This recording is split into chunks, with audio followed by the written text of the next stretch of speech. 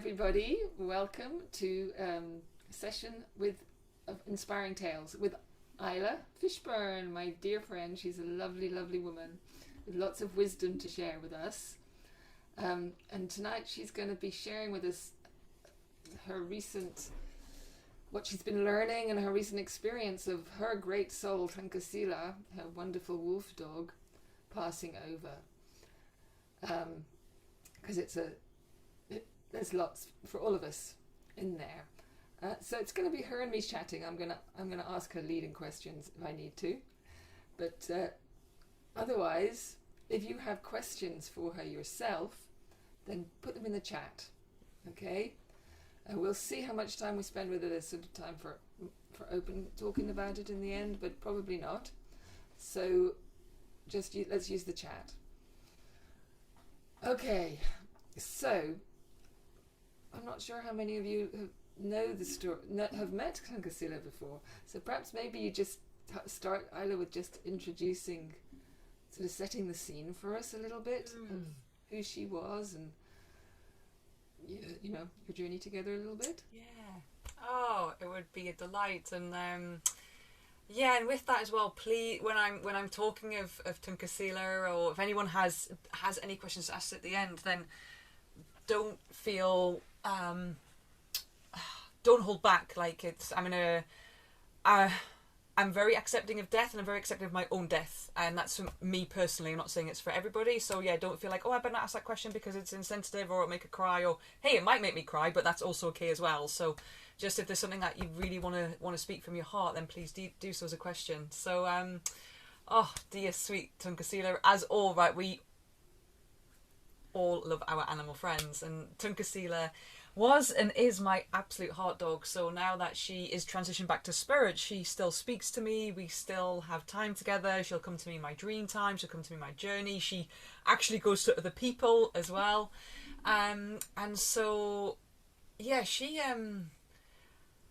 the big part of the story is she actually saved my life. There was a point in my life where I was gonna end it. I was gonna take my own life, and I didn't because of her. She was not really because of her breed, but because of circumstances of her breed, of her functional character as a guide, and of early life trauma. She was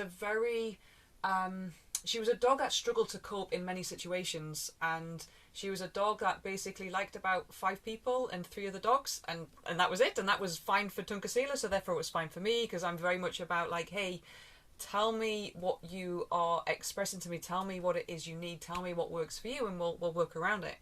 And so because of those situations, those challenges she faced, it meant that she would be classed as, I guess, a very reactive dog. For me, it was like, she's a dog that is sensitive to survival. She, really just struggled to cope in many, many situations. And so I didn't end my life because I was like, wow, if I take my own life, then I'm not putting her fate in my hands, because I know chances are she's going to be destroyed. And that's not fair. So we started on this long, deep journey together of me understanding the needs of a canine, understanding the biology of a canine, understanding, really, she opened up deeper in me, living from the soul and exploring from the soul and living with all of life, including our animal friends that we coexist with, from a spiritual level in this spiritual existence. And she also got me out of a abusive and violent relationship as well. So that was why I was gonna end my life. So we've had this really strong journey together of trauma, which took me through looking at like how trauma works in the body, at a physical level, emotional level, an energy level, a vibrational level, also at soul level. So she took me down the route of exploring my own path of the soul and of spirit, and I am now a shamanic practitioner, which is still a lifelong journey. I still continue to learn about that way of existence and teachings, and embodying those and bringing those forward for others. So she had to have a soul retrieval as well, so I did a soul retrieval on her, and that taught me an awful lot as well about the ego and about expectation and about judgment.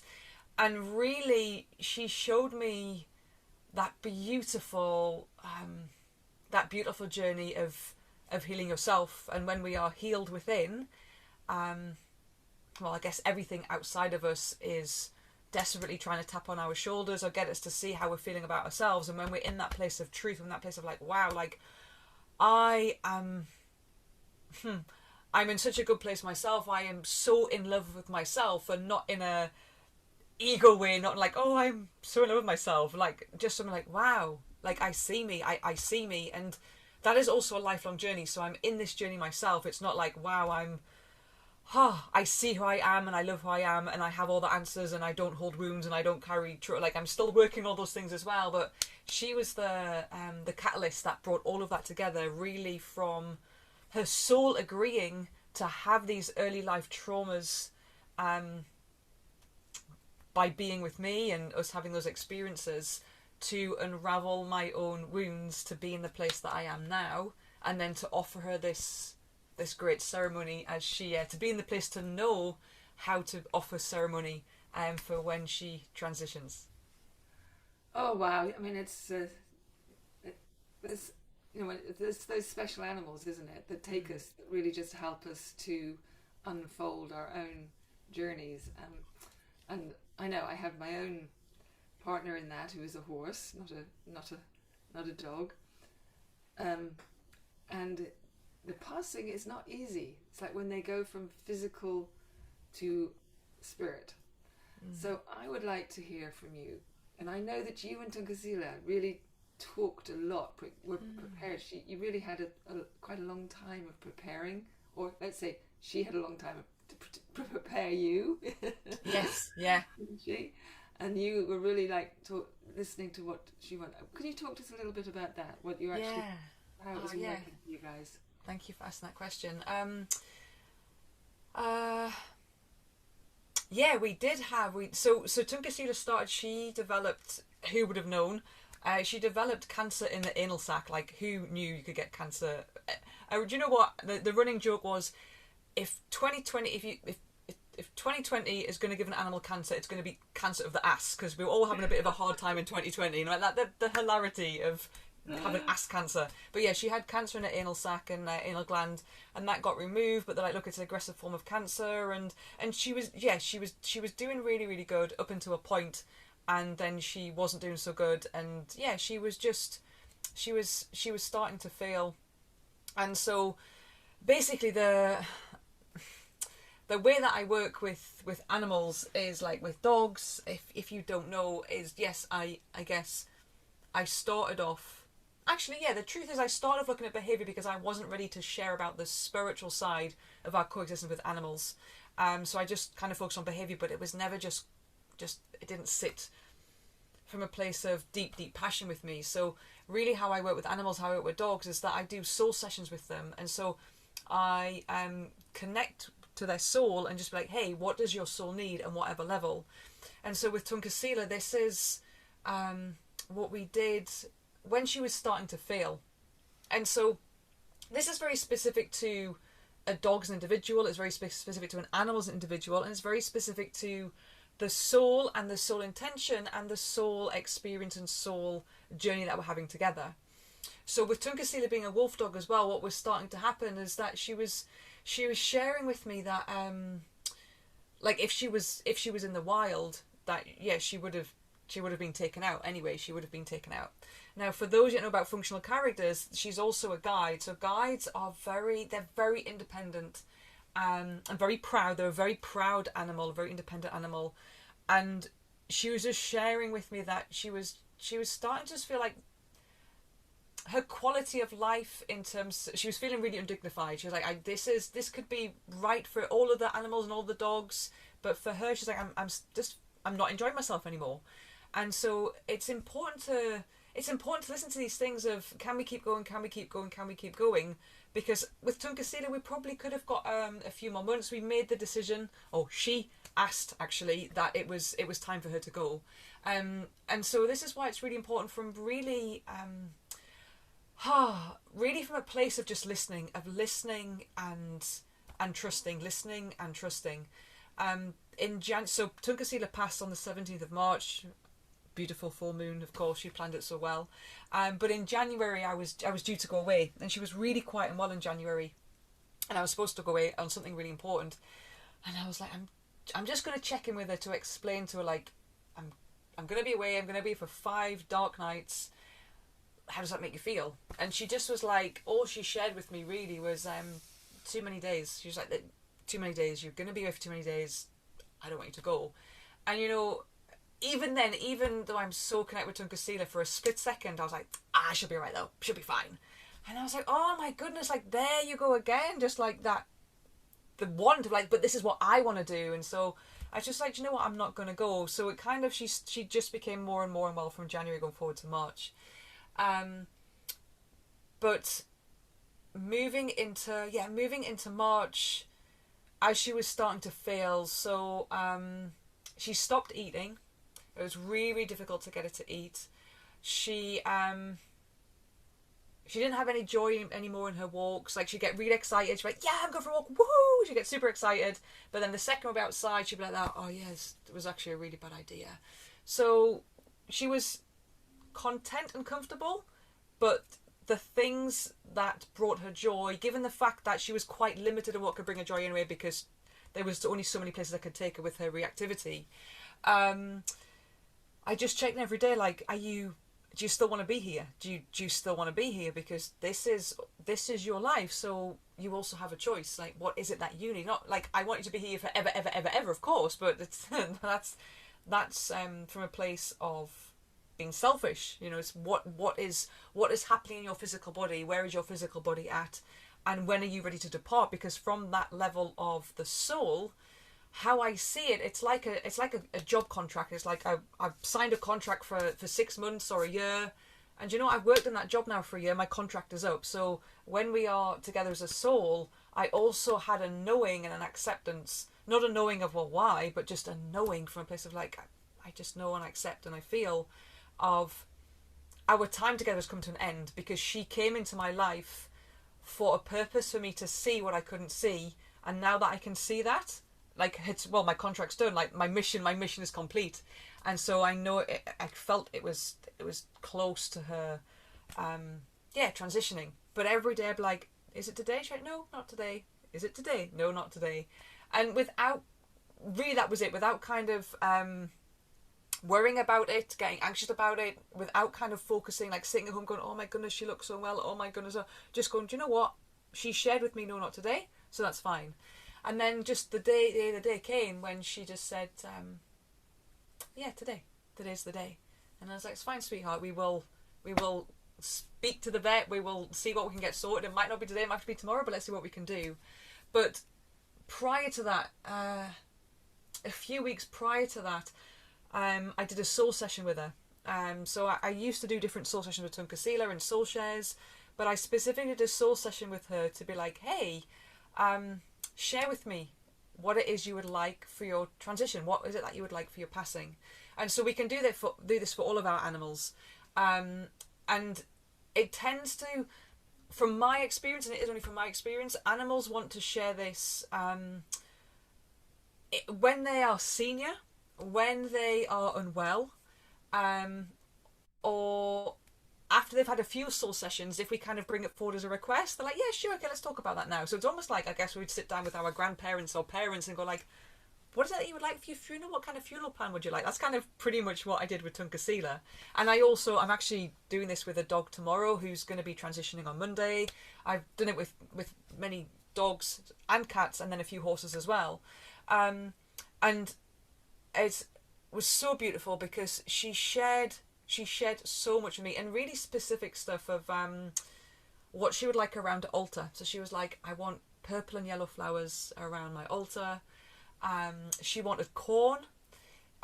She wanted, so I mean, this is what I love. This is like, not that it matters, because she's a wolf dog that was fed raw food, and yeah, of course she got human food, and she got treats, and she got chocolate, and she got Skittles. But she was like, and at this point she wasn't eating. She wasn't really eating anything. She was like, I want lemon meringue pie.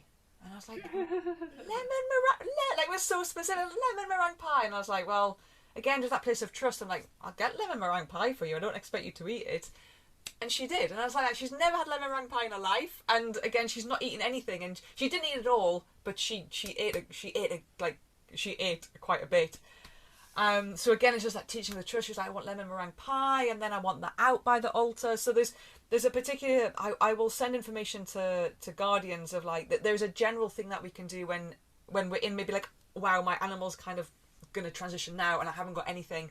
Wow, okay, you can set this stuff up really quickly. So you can put out a bowl of water on the altar. You can just put out some food. And so she was like, I want the lemon meringue pie also to be at the altar. That will feed my spirit as it's kind of transitioning out of the body back to spirit. And she asked for, so one of the most beautiful shares was she asked me and Stevie, my husband, to sit down with her before she transitioned to watch. There's a film called A River Runs Through It, which I'd heard of before but had never seen before. It's a really, really old film with Brad Pitt in. A River Runs Through It. Hadn't seen it before, and then when I kind of read about the synopsis of it, it's kind of around letting go. It's around, I mean, it's beautiful. It's really about them kind of fly fishing down by a river. So beautiful scenery, totally like Tunkasila's land, Tunkasila's space, area that she would love. And it's also about death and just really letting go. And so we sat and watched it, and it was really beautiful because for the entire time she just lay asleep while watching this movie. And you'd watch the movie and go, do you know what, it's really nice, and okay, I can see how it's to do with death, and it's a really beautiful scenery, and I can see a wolf dog running through there. But there was so many little pieces to that film that I'm like, that would only mean something to me and my husband. So one of the actors in it that plays the mother is she's still an actor to this day, but she plays a detective in the Northeast, which is where I live. Like literally where this detective series is filmed is just down the road from us. And the detective series is called Vera, but we call my mum our Vera because my mum's a little bit nosy, so she knows. We're always like, who will know the answer to this? My mum will, because she pretends she's not nosy, but she actually is. So we call my mum our Vera, and then it just happened the actress that is in The River Runs Through It is the actress that plays Vera. So it was like, what? So there's all like these little just fun synchronicities. But then at one point, and I actually have written it down because I really have to just, even to this day, it brings, when I read these words, it just brings so, it just fills my heart with, I know Nayana shared just before, like tears of beauty actually, because I'm just like, they speak so deeply to me, and it might just be that they speak so deeply to me, but there's a part of the film where they're writing to their loved one, and I'm like, wow, that is just in every way so symbolic of life, so symbolic of our connection to ourselves, connection to the soul beings of our animal friends, connection to spirit, this divine being that we are, this spiritual being that we are. And I have something else to read out in a moment as well, but these are the words which I invite you just to sit with maybe eyes closed, or just to listen to the words as that go. As the moon lingers a moment over the bitter roots before its descent into the invisible, my mind is filled with song. I find I am humming softly, not to the music, but something else, some place else. A field of grass where no one seems to have been, except the deer, and the memories are strengthened by the feelings of you.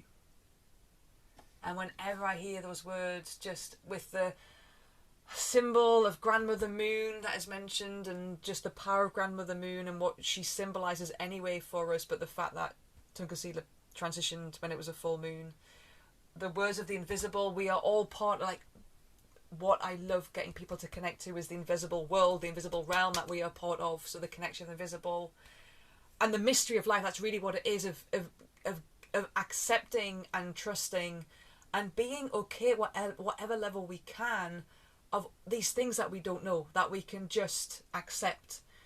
And so with Tunkasila's passing, that was such a great teaching around control. Of, we can't control when a loved one goes. It's a much greater decision than what we have control over. But it's almost then comes the reflection of, what are we trying to control in our lives? Where are we controlling in our lives? So yet again, it was a beautiful message of Tunkasila as she is leaving her body, that teaching for me of the reflection. And this is what is, I just find so infectious to explore, of what our animals presenting to us as these reflections and projections and triggers for our own healing. Because our animals come to us, whether it is horses or dogs or cats or rabbits or whatever, our animals come to us because they already are there. They already get it. They already are in that place of being connected to spirit, being in that place of feeling, being in that place of enlightenment. And they want us to be there as well. They want us to be happy. They want us to heal. They want us to be there. And so then we kind of got information about Tunkasila's altar. She also shared, I actually had the page and I think I've lost it now. She shared something that she wanted everyone to read. See if I can find it quickly, which I hadn't heard of before. And it's so, this is, doing the soul work is so beautiful. Yeah, it's here. So she said, tell everyone to read, and you can Google it. It was like a post. She said, tell everyone to read The Descent, How Spirit Comes to Earth and Back Again. She's like, everyone needs to read about the descent. Everybody needs to read about the descent. So all these little things. She asked for sweetgrass. She asked for this. Yeah, she asked to be wrapped in this particular blanket. She asked for particular herbs to be around her.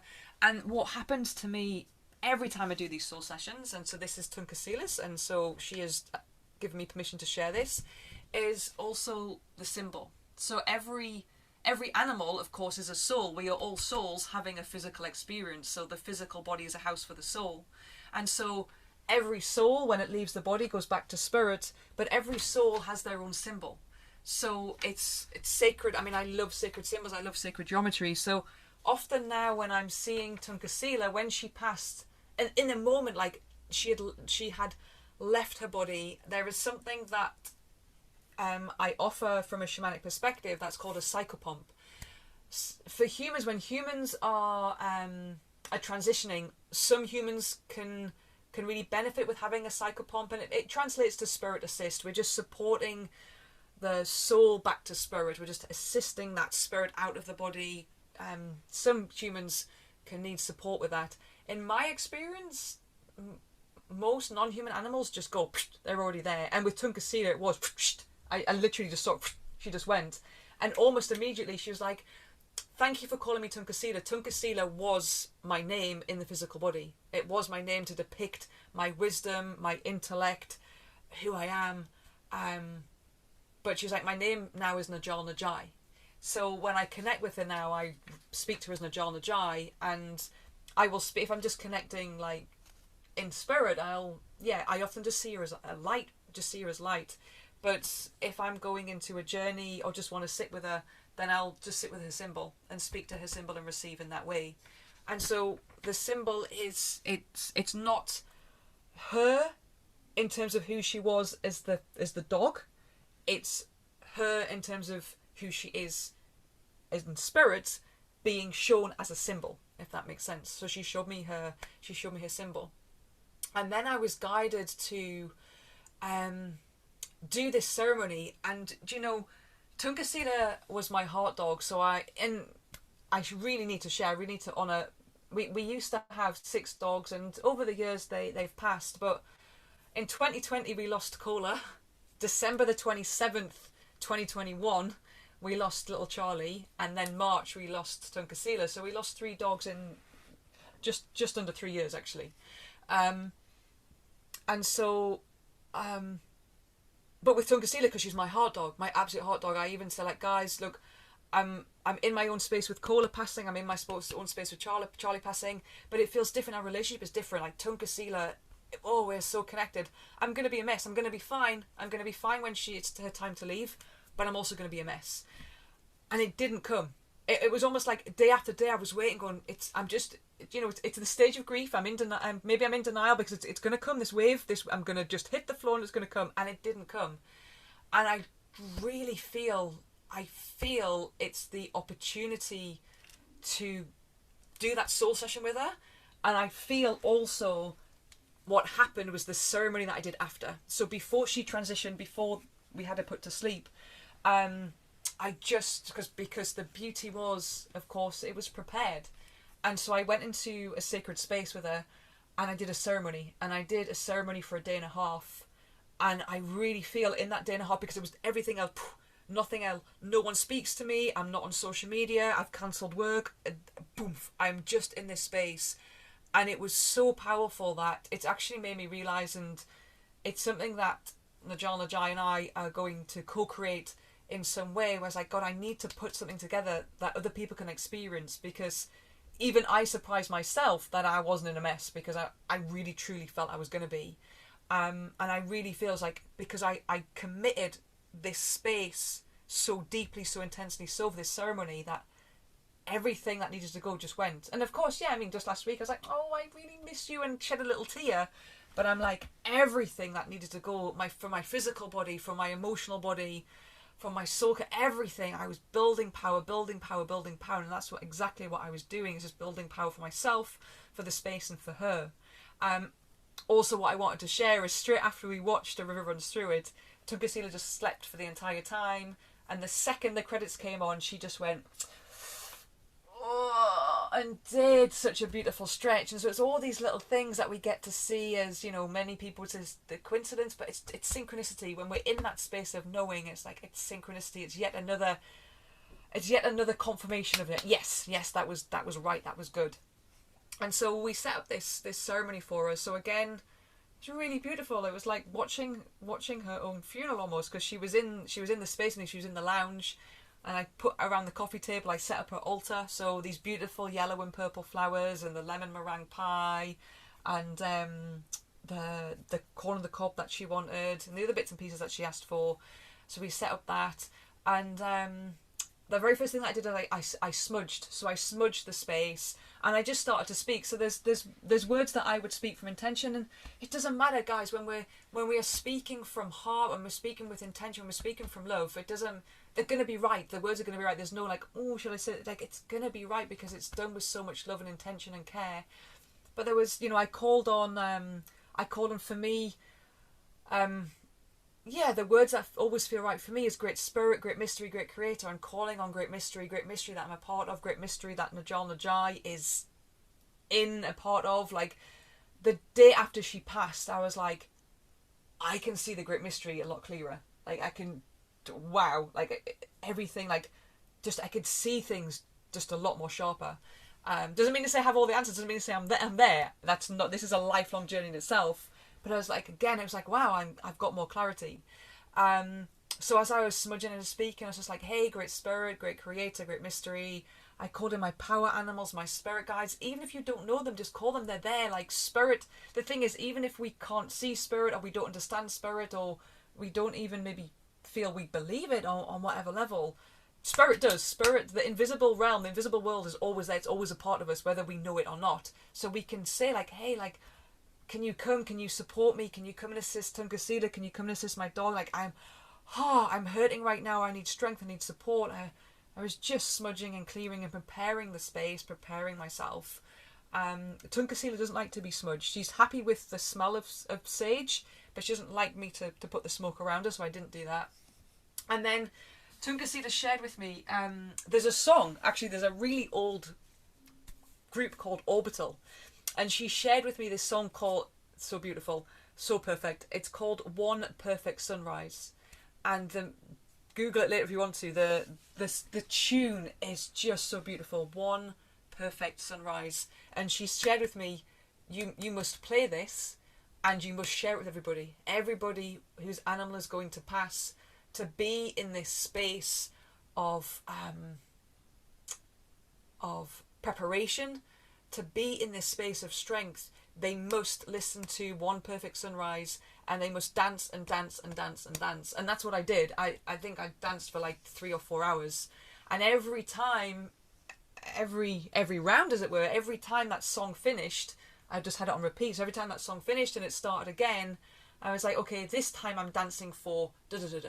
So I was like, do you know what? Right, the first round, the first time the song was played, I'm like, I'm dancing for strength. Right now I need strength, because am I going to be okay? I don't know. I'm dancing for strength. So I really dance for strength. And then I'm like, do you know what? I'm now dancing for my power animals to come in. So I dance for my power animals to come in. And I'm like, I'm dancing for my spirit guides to come in. I'm dancing for them to come in. Then I danced for the directions, so I danced for the strength and the power and the support of the east and the south and the west and the north. And then I danced for Tunkasila and her transitioning. And then I danced for grief. And so I remember that, and I was crying. And then I danced, I did 13 rounds. And then I know again, I really felt when the song finished playing and it came on again, I'm like that. I'm dancing for grief yet again. I'm dancing because I've got more tears to shed. So yeah, I just danced, but with intention and with power. The focus was, this is building power and strength for myself, but power and strength for the space, and also power and strength for Tunkasila. I'm building. It's like an honouring. What I find really sad, because it creates so much fear in us, is that we celebrate birth and we celebrate marriages and we celebrate all manner of exciting things that happen in life, but we don't celebrate death. And actually, it's a ceremony. It's sacred. It's sacred space to go into. We have lost, I don't even know when, or again, it's become a word, a topic, a conversation that's taboo, or we kind of have to kind of be shy about, or nervous about, or uncomfortable about. And I was like, for me, like, it's also sacred. It's also a ceremony. When did we forget to be in ceremony with death? And so that's kind of why we kind of fear death, because a lot of us, understandably so, fear our own death. And I really have to say, I'm really comfortable with death, and that is just me. I'm not saying, oh, you should all be fine with death. I'm not saying that at all. I'm saying for me, because I never used to be, but for me now, it's like, yeah, I'm fine with death, and I'm fine with my own death. And so, yeah, when I'm doing this ceremony, I'm building space and strength and preparation for Tunkasila's passing. And then, this was specific to her, but it can be powerful for everybody. There was a particular powwow that she asked me to play, and the powwow is called the Great Return. And so I did 4 rounds of that, really powerfully so, played that. And then I sat and drummed. And shared with us, it's like, in a few hours the vet's going to come. He's going to take hold of your foot. He's going to put something into your ankle, and it's going to feel a little bit cold, and you're just going to fall asleep, sweetheart. You're going to fall asleep. How does that make you feel? Anything you want to share? I had to explain that she's going to be muzzled because she didn't like people. I was like, you are going to be. I know you're never muzzled in the house, so that's going to be something that's different. But you are safe, and you are loved. And she was like, will you just stop stressing? Like, I know, I already know.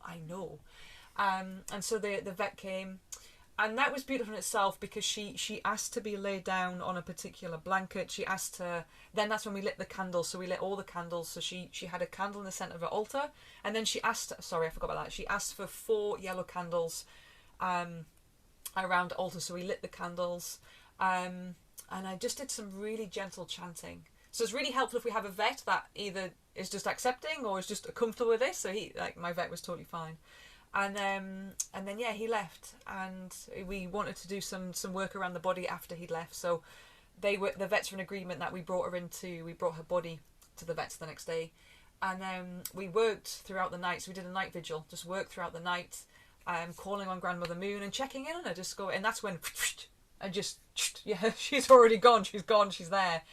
And she shared some beautiful words, and these are the words that I want to share. I asked her just, hey, what do you have to share on death? What do you have to share on death? And so many parts are so beautiful. But this is now from the soul, the spirit, or the soul that was Tunkasila, the spirit that now is Najal Najai. And these are her words. What do you have to share on death? Nothing. Death does not exist. Now, transformation, on the other hand, that is something very different. Death is so final when there is nothing final in passing over, passing on. To be, to become, to only be again. It is a cycle that you see for some of the time, but is not always seen in the way you know. I do not want to speak of death. This is not a word that I would use. This is not a word that holds the power, the ceremony, the sacredness and celebration that it once did of a being leaving their physical body. Death is a pain of the fear of forgetting and being forgotten. Death is a suffocation that ends the significance of dying. I am not to die and be no more. No one is. I am not to die and to not exist. No one is. I am to die when my spirit brings me my death song, which we all have, and I know I am to immerse myself in it. I am to immerse myself in it like a warrior going home. When this is time, and it is not now, I will have already made peace with this, and I am at peace with this. I do not sit and wait. I do not sit and wonder when this will be. It is programmed into me, and it is programmed into all of us. Seek this programming. It was whispered into our soul, into you long, long ago. It was a teaching, a training of a mission you accepted, knowing when the mission is to end, there will be a homecoming. I do not care of knowing, of waiting, of wondering when my homecoming is to be. When it is to be will be in that exact moment. It will be my mother calling me, my father drumming for me, my grandmother bathing me, my grandfather singing for me, and my brothers and sisters running up to me, rejoicing and welcoming me home. I want you to know of the warmth that is waiting when this time comes for me, for you, for us all. Yes, when my time comes, it will not be warm for you immediately, but it is my homecoming, and I nod my head with what awaits. You will hold me in song, in ceremony, in a deep heart calling, crying, and know I echo your call in the flame of the light, the fire, the candle, the sun, the dusk and the dawn. We are to have an incredible journey in this way, where I can provide more for you, where I guide you as spirit grandmother in your own quest. There will be songs to be sung, stories to tell, and much sharing and celebration. It will be a legacy just as Tunkasila holds in the great mystery. I will return to be part of it. So let's not speak of this death as it is considered today, for death is nothing. It does not exist but only in the word. Let us share, celebrate, and announce the homecoming, and that there is nothing to fear. It will be the most beautiful homecoming that you could not even imagine until you also see it.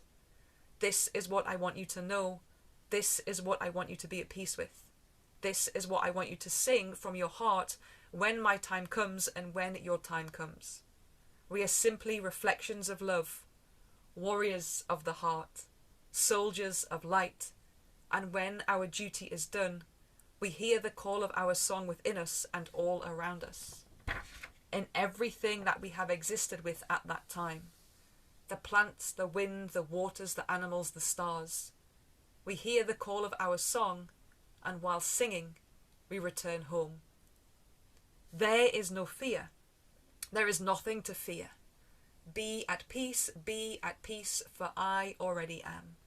Simply, when that time comes, stand present, join in with all, join in with me, and sing my death song with me.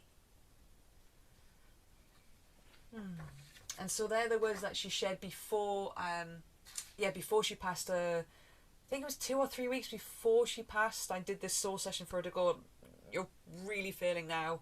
Share with me what it is you would like for your ceremony when you're ready to transition. And then that's when I said to her, like, wow, what is it that you would like to share on death?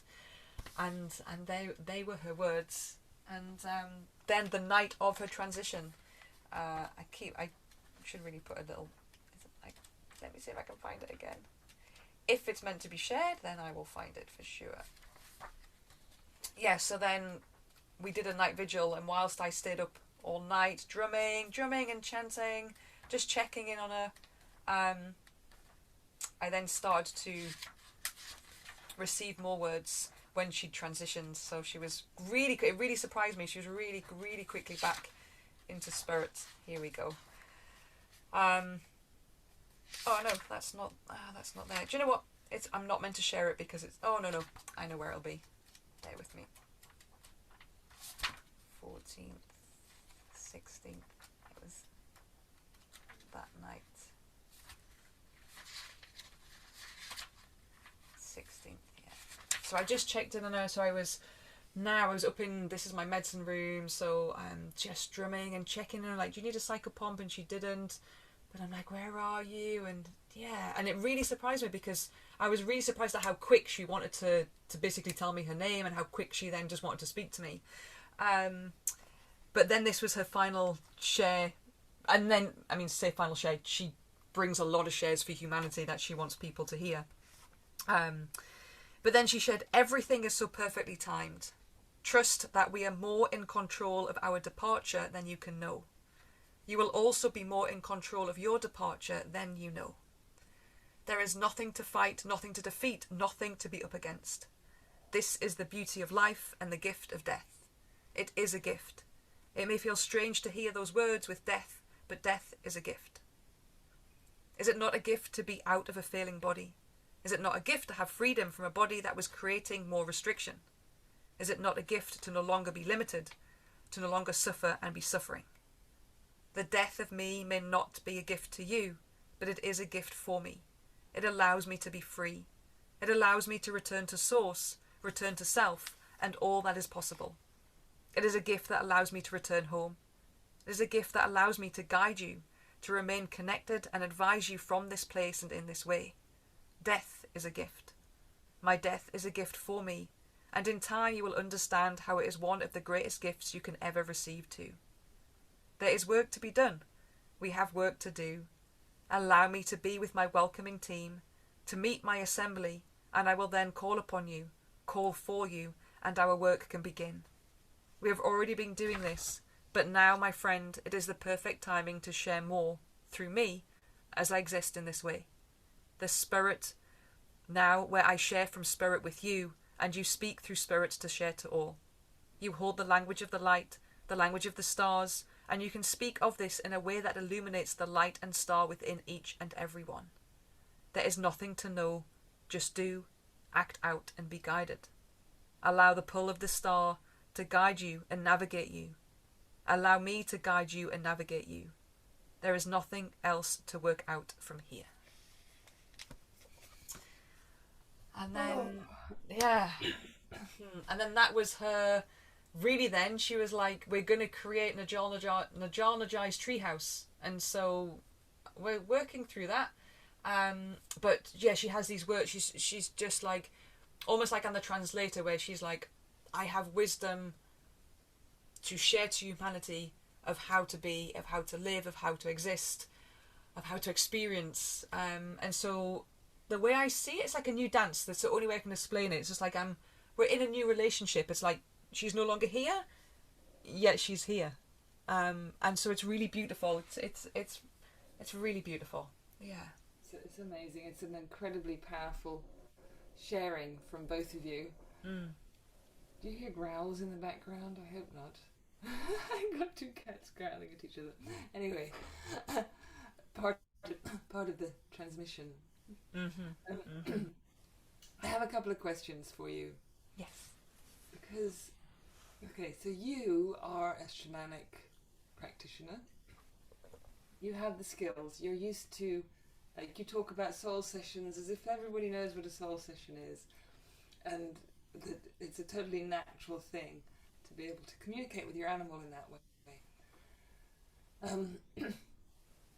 But is it something everyone can do? How can somebody who's not, let's say, used to that sort of level of communication with their animals, create a ceremony that is meaningful for themselves and for their animal that's passing? Can you speak to what I'm asking? Absolutely, it's so true. And the absolute, I was actually I was at a party on Saturday, and then we ended up talking about, well, the conversation came up of like, what is it that you do? And it's so hard, because I'm like, well, if I say I work with dogs, then people, oh, so you're a dog trainer then? Well, actually no, I'm not. Anyway, so we got talking about the soul, and then those people like, oh well, my dog will just like tell me to F off, or like my dog not want to speak. Like, of course, like, we can all do it if we are souls. I mean, this is really what I want everyone to understand, is like, we are, our physical body is just a house for the soul. It's just a physical vessel for spirits to come down to planet Earth at this time to have this experience. So we're still having a spiritual experience. So we are all spiritual beings. We are all soul. We're all divine. and not in kind of a 1970s way, but in a real place of strength and power. We are all beings of love and light. Like that's what spirit is. And so yes, we can all do it because that's what we are. Now then what gets in the way, sorry, go on. Where do you start with that? Like, if yes, so then what gets in the way is like, oh, that doesn't make sense, or I don't understand it, or I can't do it, is the ego. And so there's this beautiful old saying that was shared with me to me by my teacher, which is just so true. And then I actually heard it recently by someone else as well, is the longest journey we will go on is from here to here. So we are so conditioned to have everything explained and have everything analysed and listen to our brain, and we have different brains, we have different minds within us. And so even if we're on a level where like, oh, I can't hear my animal, though I can't hear what my animal wants, we love our animals. So just by going, do you know what, it's such a big teaching on trust, because it's the mind will always make you question. But if you write invitations, if you can really go, do you know what, I'm just going to trust. I mean, come on, Tunkasila asked me for lemon meringue pie. She's had different cakes before, never given a lemon meringue pie. So I could have easily gone, don't be, oh God, lemon, you're such an idiot, Isla. But I'm just be in that place of adventure, be in that place of openness, and be in that place of like, do you know what, I'm just going to trust.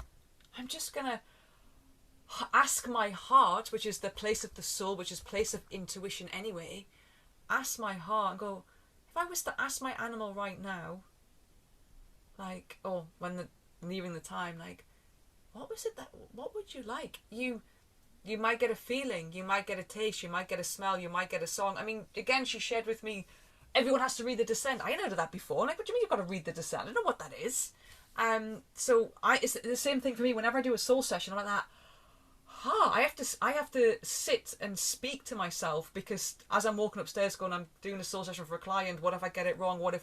It's such a big lesson around trust. And so really is just trust, because your animal knows, your animal's already living from that space, and your animal knows when you're in that quiet moment of, whether it's 5 minutes, whether it's 10 minutes, whether it's half an hour. My love and my intention and my dedication is asking you that question from here. Now, what may quickly happen is that your brain may start to analyse, because, of course, our mind from the brain it can't comprehend the soul, it can't comprehend spirit, because it likes to receive information that it can analyse and have evidence for. When we are in that place of the invisible, when we are connecting to the soul of an animal, when we're connecting to spirit and receiving from spirit, it's beyond what the mind can comprehend, because we can't analyse it. I can't be like, I'm taking photos of spirit for you right now. Like, we can't comprehend it. So that's why, again, the only thing we can do is go, I don't know, it doesn't make sense to me. It doesn't make sense to me, but that's just one level of intellect. But we are a part of the wider consciousness and intelligence. And so what we're doing at that point, if you can imagine this helps, imagine now, I'm forgetting that I'm human. I'm forgetting that I'm a physical body. I'm just a vibration. I am just a spark. I am just like a neuron, like a synapse. I'm just one synapse that's connecting to another synapse. That's my dog. Because the reality is we are part of oneness. So we are part of the whole organism of the cosmos. So in that sense, we are just a spark. We are just a synapse just lighting up, sparking. So if that helps, I'll go, do you know, I'm going to go into this place of adventure. I'm firing off. I'm firing off a spark. I'm firing off the spark, and I'm speaking as one spark to another, to my animal friend of share with me. And it might be, to begin with, I did a ceremony for a day and a half. It might be, I'm just going to do 5 minutes. I'm going to do 5 minutes a week. I'm going to do 5 minutes today and 5 minutes tomorrow, 5 minutes the next day. So you can build a little catalogue of, I've received this, I've received this, I've received this. What you can do really powerfully, like dream time for me. So I take my dream time seriously, I actually could take it a lot more seriously than what I do right now. When I'm on my own, I take dream time a lot more seriously. So again, my invitation would be to set yourself aside maybe 2 nights, 3 nights, 4 nights, or even a night of going, I'm going to plan. I'm not going to watch any late night TV. Certainly, if I am, I'm not going to watch any horror movies or anything that's going to create. I'm just maybe have TV off. I'm going to have I'm not going to eat too late. I'm going to rest for a few hours before I go to bed. And when I go to bed, what I should say is throughout your day, set the intention of when I go to bed tonight, when I dream tonight, my dream is going to be of my animal sharing with me what they would like. So throughout the day, I'm sitting down, have my lunch. Oh, I must remember, tonight, this is what I'm going to dream about. That's my intention. This is what I'm going to dream about. And then just before you go to bed, I'm lying in bed. I'm dreaming. Yeah, as I dream tonight, my animal friend is going to come to me and share with me in whatever way that makes sense and doesn't make sense. It's going to share with me what they would like when it's time for them to transition. And it might come that night. It might be that you have to do it a few times. Dream time is so powerful. Again, from a shamanic perspective, an indigenous perspective, your traditional native people will say dream time is real world. That's when we're dreaming. That's the reality. This is the dream when we're in the physical. This is the dream that we're in, because we create actually all these nightmares that just aren't true, and we create these dreams that also aren't true. Another way to do it is journeying. So I love journeying. You can go onto YouTube and just Google a drumming track, journeying track, and just listen to the beat of the drum with the intention of, as I listen to this beat of the drum, it's going to take me somewhere with the intention of, something's come to me there, so I'm going to share that in a moment, of what does my animal wish to share with me when it's time to transition. What came to me there is, if there is, just because I just love this work so much that I just get so excited for everyone to experience, because we can all experience it. Just what came to me there is the invitation to, if there's interest, doing that as a group, for example, we could set up a space to go, okay, we're going to do a particular journeying group, but the intention is we're going to journey to our animal friends, whatever space they may be in their physical life, of going, yeah, we're going to pose this question of what is it that you would like, and maybe someone can be like, I'm not even ready for that yet, it's so far off. That just came through. Yeah, and so it's not, the thing is, the mind will try and make it complicated and difficult, because that's what the mind is. It has to be complex and complicated and sophisticated. No, it can be as I'm sitting in quiet space with a plate, just from absolute trust. I'm not even going to question, I'm not going to analyse, I'm not going to have any outcome, I'm not going to... So, for example, what happens when I do a soul session, and so then I'm sharing what the animal is saying, and some people have said to me in the past of so does my animal not love me then? I'm like, whoa, what? I'm curious, what makes you say that? Well, my animal didn't say I love you. I'm like, because your animal already know, what? We're in this moment and we've got this space and this time to do this session. Of course your animal friend loves you. Your animal friend doesn't wish to say that, because that should be obvious. So it really is, again, really having no expectation of any particular outcome, because of course the ego might tell us, I want to hear all this. No, it's just wow, whatever you want to say, I'm ready for. So of course the reality is, we have to have the strength and the openness to go, even if I am feeling fear around that, to go, but I trust it anyway. I trust of what I want to hear, what I don't want to hear. Oh, even the thought of my animal dying, I'm really honouring. It's, of course it's not easy, but what will block us is the ego, and what will also block us is fear. Yeah, and there's as you say, there's so much conditioning around death being a bad thing and trying to fight for life and all of those things. So it's hard for people to slip into that space of honouring the actual fact that passing happens. And just by making that space intentional, by sitting there and being open to the information that comes in. And I think that one of the ways to recognize when it's information is because it doesn't make sense. Yes. You have something like lemon meringue pie coming. Where is that even coming from? Purple and yellow flowers. Okay, so that's obviously something that's coming from elsewhere, not from my own thinking about it. So that's, and it's sort of a playful thing too, isn't it? It's like being in a place of like you say, adventure, of playfulness. Let's just hear what's coming through, and do you know, it's really the funny things that come. Yeah, it really, it's a kind of a hard concept when you kind of say this, but it's go into make believe, because people are like that. Well, I'm going to make believe I'm just making up, like, but you're not, because. But that's okay, even if you are. Yeah. Even if that's what you're doing, and something beautiful comes out of it that makes you feel better. Yes. It doesn't matter. But when you're doing it from a place of intention, so when you're doing it from a place of intention, and when you're connecting to the invisible, you're actually going into imagination. Like that's how spirit loves to come through. So I'm just like, go into make believe, go into imagination, go into play, go into adventure, like become that little child. I mean, this is why I love being around little children, because they can, like, what's this? It's a pencil. Say to a child, oh, it's a wand. It's a Dalek. It's a gun. It's a mustache. Like, they have, you can spend 5 hours just with a pencil with a child and imagination, and that's when the soul will come through, spirit will come through, and also one of the things that I actually find really powerful, and so again, this is a personal preference, but I know it helps so many people. Another way to receive, another way to connect, is actually movement. So not doing a choreographed dance, just playing some music, and then so the body is also another mind. Just again, let go. It's like that. I'm just my body now. My body is move. Whoa, and just allow your body to move. The body has its own intelligence, and that can also receive as well. Yeah, that's cool. That's a cool one. I have to just say that when I was a little kid, I had a very distinct difference between let's pretend and let's imagine. If I was playing a game, people would say, well, let's imagine. I say, no, we're going to pretend. And if it was let's imagine, it made it real. So, and that is the truth of imagination. It's like anything you can imagine is reality. So don't belittle it, what you were saying. Absolutely, yeah.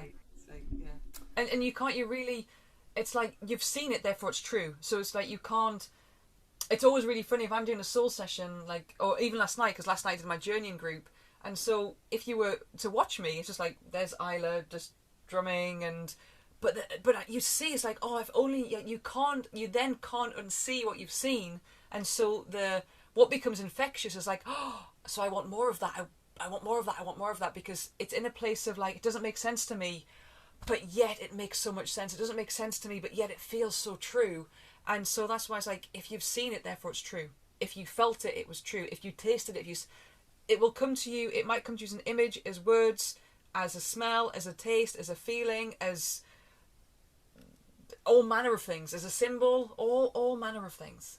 Yeah. And it's then just moving further into it, further into it.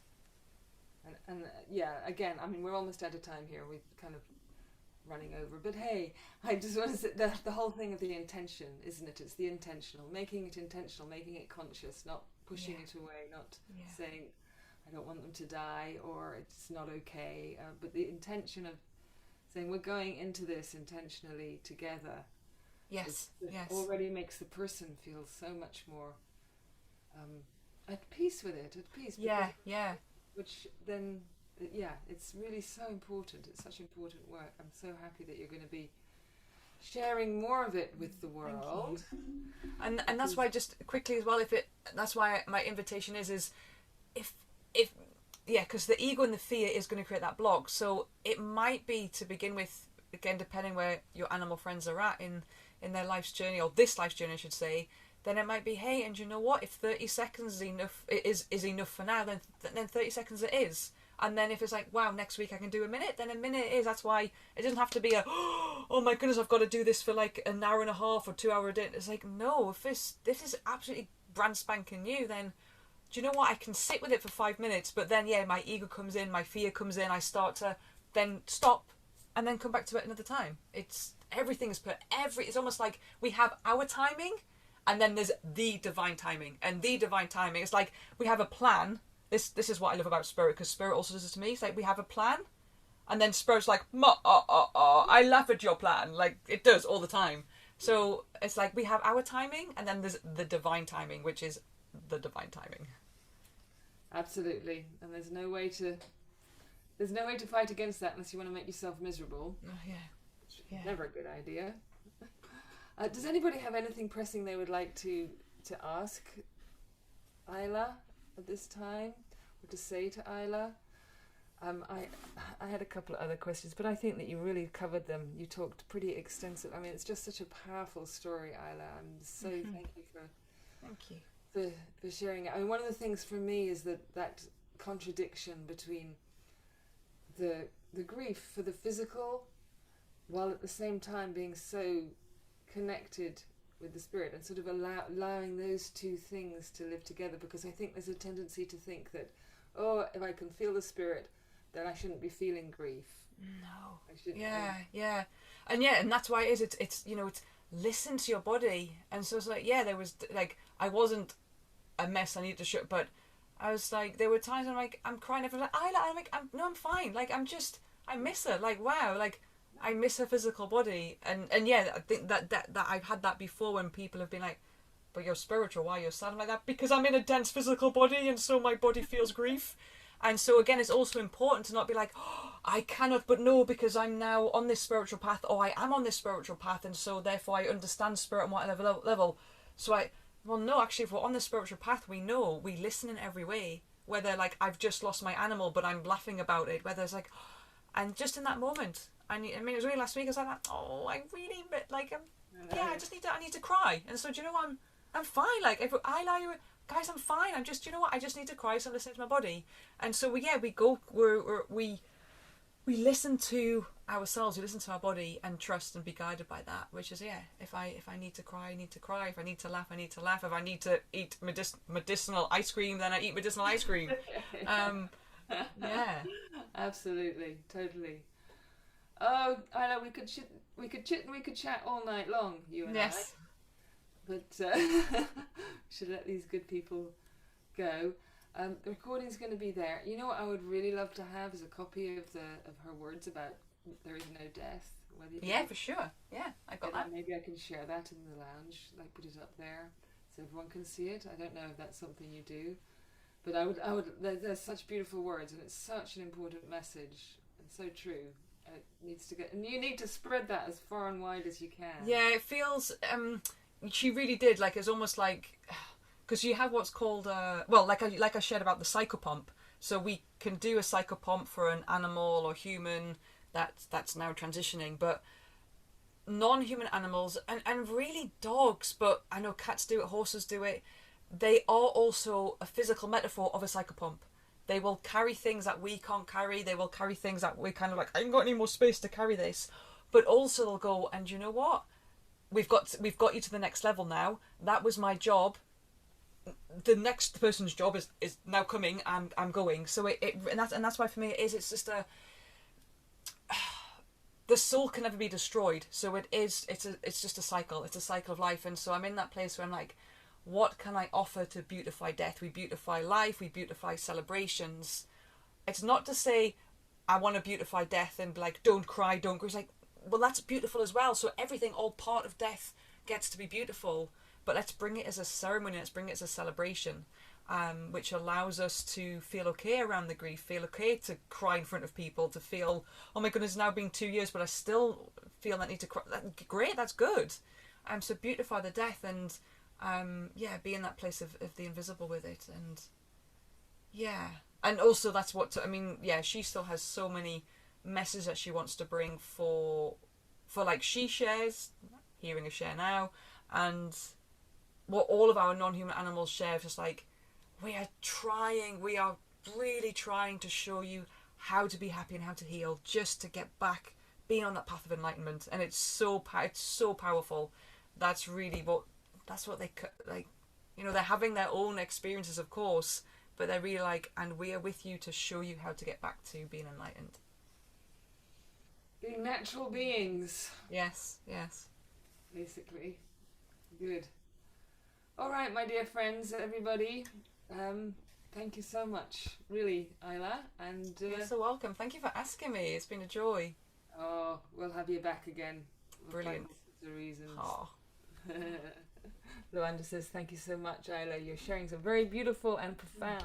Thank you all. Thank you. Well, thank you all as well. Thank you all for just taking your evening out of listening to me. Much appreciated. Thank you.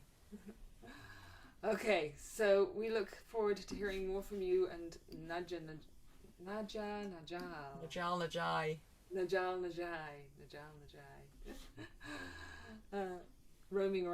Roaming around with in the company of my great dragon. So yes. Good. Beautiful. Good. That's it, guys. Talk to you soon. Thank you so much. Many blessings. Bye.